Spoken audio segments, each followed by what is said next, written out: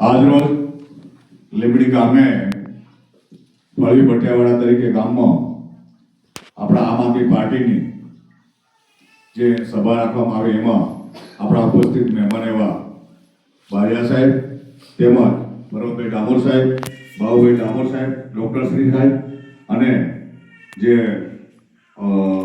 ક્લાસવા સાહેબ તેમજ મારા મિત્ર એવા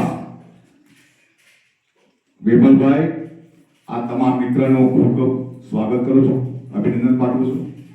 મિત્રો, પહેલા આપણે નારો બોલીએ, ભારત માતા કી જય, ભારત માતા કી જય. હવે મિત્રો, આપણે લીંબડી ગામ પંચાયત અને લીંબડી જિલ્લા પંચાયત, આપણે લીંબડી જિલ્લા પંચાયતની અંદર વર્ષોથી પહેલા આપણા 30 વર્ષ કોંગ્રેસનું શાસન ચાલ્યું ત્યારે ઘણા બધા કામો થયા. એને પછી જેવા જે આપણા કરણા ડેમ બંધાયો, પાનમ ડેમ બંધાયો, છતાંય આપણે આજ સુધી આપણી લીંબડી જિલ્લા પંચાયત કે આપણા આજુબાજુના એરિયામાં કોઈ જગ્યાએ ખેતી લાયક પાણી મળ્યું નથી. ખેતી તો ઠીક છે, પણ કમસે કમ પીવાનું પાણી આજે બહેનો માટે એમના માથે બેડો લઈને પાણી ભરવા માટે જવું પડે છે. ત્યારે મારે એવું કેવું છે કે લીંબડી જિલ્લા પંચાયત પૂરતું કે લીંબડી જિલ્લા પંચાયતના મારા હવે તમામ મારા ભાઈઓ તથા બહેનોને મારી નમ્ર વિનંતી છે કે હવે આપણે જાગવાની જરૂર છે. જો હવે જાગશું નહીં તો સમજી લેજો કે આ 30 વર્ષનું શાસન કોંગ્રેસનું અને 32 વર્ષનું શાસન ભાજપ સરકાર અત્યારે કરી રહી છે. છતાંય લીંબડી ગામની અંદર જળસે નળ યોજનાના અંદર કરોડો રૂપિયાનો ભ્રષ્ટાચાર થઈ ગયો. આપણા ગામમાં ઘર ઘર કોઈ જગ્યાએ પાણી મળ્યું નથી. એટલે મિત્રો અને મારા વડીલોને ખાસ કહેવું છે કે આપણે જે લીંબડી જિલ્લા પંચાયતની અંદર એક પણ રોડ અત્યારે સારો છે, એક રોડ નથી સારો. મોઢે બોલવાની જરૂર છે. રોડ સારા છે આપણા અત્યારે લીંબડી પંચાયતમાં? કોઈ રોડ નથી. આપણા જિલ્લા પંચાયત બી લીંબડી જિલ્લા પંચાયતમાં છે. આપણા નેતા બી આપણે ખોટે ખોટે વાત આપીને આપણે ચૂંટણી લાવેલા છે. ત્યારે મારે કહેવાનું થાય છે કે હવે જાગૃત થવાની જરૂર છે. આજે 30 થી 60 વર્ષના શાસનની અંદર આપણા લીંબડી ગામના એક પણ વ્યક્તિને નોકરી મળી નથી. અત્યારે સુધી મળી કોઈ નોકરી પહેલા મળતી હતી જ્યારે કોંગ્રેસ સરકાર જ્યારે એમ્પ્લોયમેન્ટ અને સમાજ કલ્યાણ દ્વારા કોલ નીકળતા હતા એ ટાઈમે નોકરી મળી. પણ જ્યારે ભાજપ સરકાર આવી ત્યારે હળહળતો અન્યાય, હળહળતો ભ્રષ્ટાચાર. આપણે અત્યારે જે હમણાં આ રોડ આવી રહ્યો છે એ રોડ કેટલા ટાઈમ રિપેરમાં બોલી ગયો છે, કેટલા ટાઈમ સારો બનાવવાનો પણ બની ગયો, નવો પણ બોલી ગયો છે. છતાંય રોડના હજુ કાંકરા ઉઠી છે નથી ઉઠતા. અને અવારનવાર આપણી જે ધારાસભ્ય છે નિમિષા સુથારને કેટલા વાર કહેવા છતાંય એના પેટનું પાણી પણ આવતું નથી.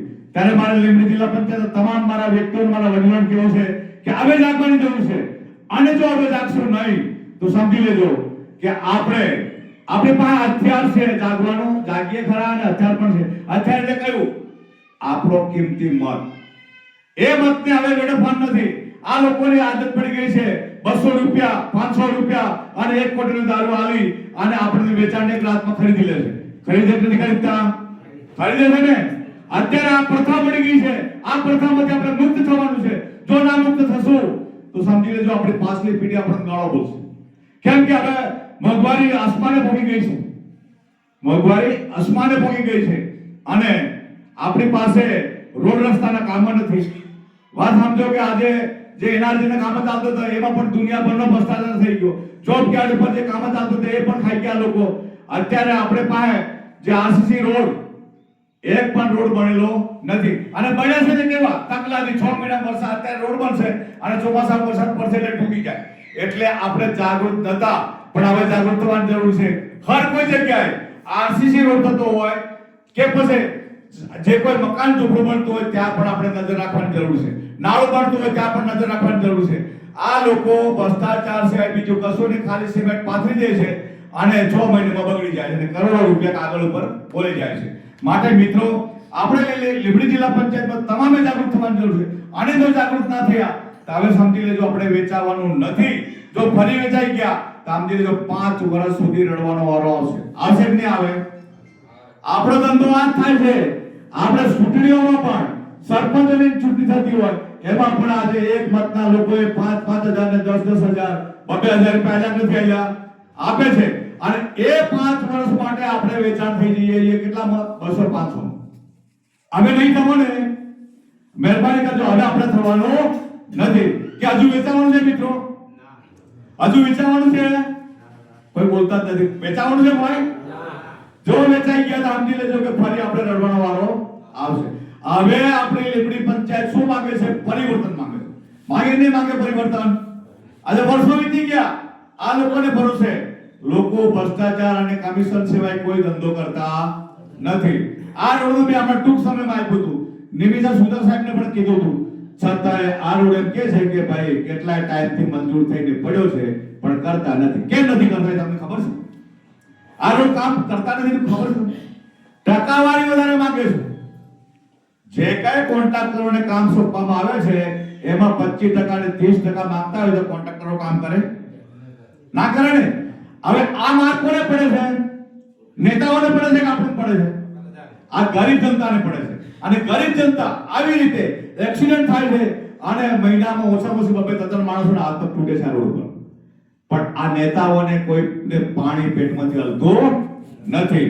એટલે હવે આ વખતે આપણે નિયમ કરવાનો છે. એક નિયમ એવો કરવાનો છે, કોઈના પૈસાથી ખરીદવાનું નથી. આને ખરીદવાનું શું?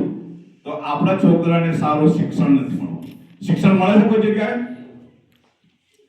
આ નેતાઓના છોકરાઓ કઈ ભણે? પ્રાઇવેટ સ્કૂલોમાં ભણે.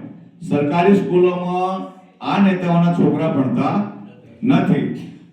એ પ્રાઇવેટમાં ભણાવે ને ઉપરથી ટ્યુશન કરાવે. આપણી પાસે તેલ ખાવાના પૈસા નથી, ટ્યુશન કરાવવાના પૈસા ક્યાંથી લાવશું આપણે?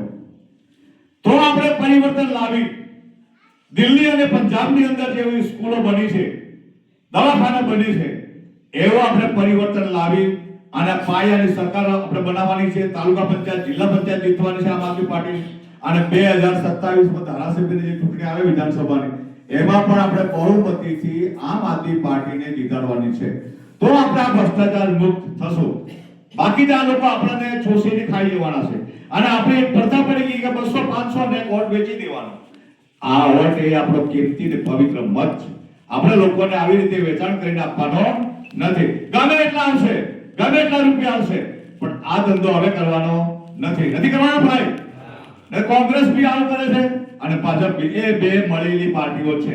આમનાથી આપણે હવે દૂર રહેવાનું છે. અને હવે આપણો એક જ ધ્યેય છે, પરિવર્તન લાવવું છે. કોના માટે? આપણા ભવિષ્યના બાળકો માટે, સારું શિક્ષણ માટે અને સારું સ્વાસ્થ્ય એટલે દવાખાના માટે. આજે આપણી સ્કૂલ, લીંબડી સ્કૂલની અંદર તમે બધી જગ્યાએ જોવા જજો, માસ્ટરો પૂરતા છે નથી. છે 8 ધોરણની સ્કૂલ હોય એમાં અબ અને કડ સુધીના આપણી પાસે વિદ્યાર્થીઓ ભણે છે, પણ માસ્ટરો છે નહીં. એટલે એક માસ્ટર 2 ધોરણ લઈને 2 એ આપણા છોકરાને ભણાવવાનું છે? નથી ભણાવવાનું ને. એટલે આપણો છોકરો તો ડફોડી દેવાનું છે. એટલે 25 વર્ષમાં છોકરો પરણાવા થાય ત્યાં સુધી આપણો છોકરો ભણીને કઈ નોકરી મળવાની નથી. અને મળશે તો કોની? નેતાઓના છોકરાને નોકરી મળવાની છે. આપણા ગરીબોની નોકરી મળવાની નથી. તો ગરીબોની સરકાર કઈ? આમ આદમી પાર્ટી, ઝાડુનું નિશાન. હવે